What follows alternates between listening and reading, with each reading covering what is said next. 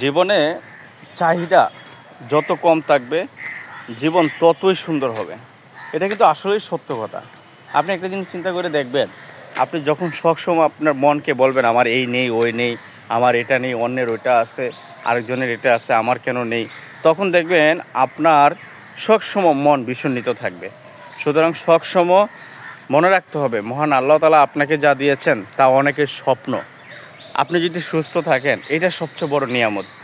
আপনি বড় বড় হাসপাতালগুলির কাছে যাবেন, আমার বাসার কাছে ক্যান্সার হাসপাতাল, এখানে গেলে মনে হয় মহান আল্লাহ তাআলা আমাদেরকে কত সুখে রেখেছেন, কত ভালো রেখেছেন।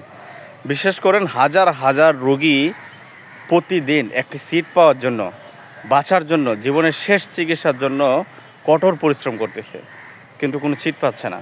আমাদের এই ক্যান্সার হাসপাতালের যে ক্যাপাসিটি রয়েছে, যে পরিমাণ মানুষকে সেবা দেওয়ার মতো সক্ষমতা রয়েছে, এর চেয়ে দ্বিগুণ 3 গুণ 4 গুণ রোগী প্রতিদিন আসেন।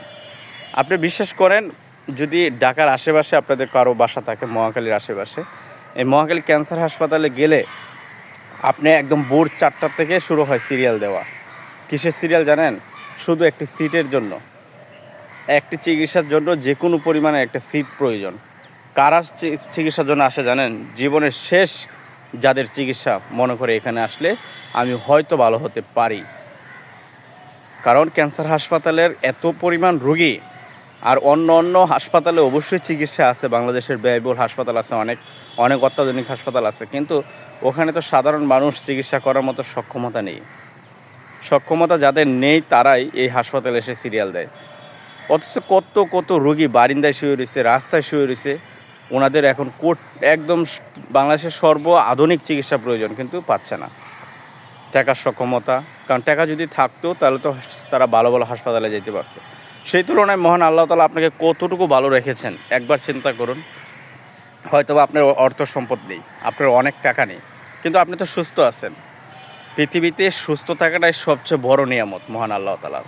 এর চেয়ে বড় নিয়ামত হতে পারে না। ধরুন আপনার পায়ে ভালো জুতা নেই, কিন্তু সমাজে অনেক মানুষ আছে যাদের পাই নেই। আচ্ছা, যার পা নেই তার থেকে আপনি ভালো আছেন না? আপনার হয়তো ভালো কোয়ালিটির জুতা নেই, কিন্তু তার তো পা নাই। চিন্তা করেন একবার। আপনি সঠিকভাবে বসবাস করার জন্য জ্ঞান বুদ্ধি রয়েছে, আপনার সঠিক একজন মন মানসিকতার মানুষ হিসাবে পৃথিবীতে বসবাস করতেছে। অনেক মানুষ আছে মেন্টাল হাসপাতালে ভর্তি, অনেক অনেক মানুষ আছে মেন্টাল হাসপাতালে ভর্তি, তাদের জ্ঞান শক্তি নেই। সে অনুযায়ী মহান আল্লাহ তাআলা আপনাকে আমাকে কত ভালো রেখেছে। সুতরাং যে কোনো পরিবেশে হোক সবসময় বলতে হবে শুকর আলহামদুলিল্লাহ, আল্লাহ তুমি অনেক ভালো রেখেছো, আলহামদুলিল্লাহ।